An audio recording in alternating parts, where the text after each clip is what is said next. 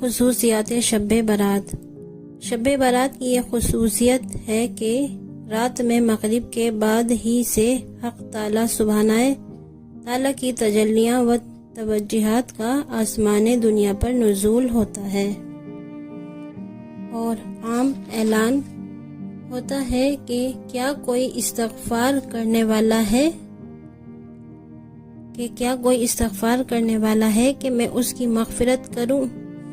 کیا کوئی رزق مانگنے والا ہے کہ میں اس کو رزق دوں؟ کیا کوئی مصیبت زدہ ہے کہ میں اسے نجات دوں؟ کیا کوئی ایسا ہے؟ غرض تمام رات اسی طرح دربار رہتا ہے اور عام بخشش کی بارش ہوتی رہتی ہے، یہاں تک کہ فجر صبح صادق ہو جاتی ہے اور دربار برخاست ہو جاتا ہے۔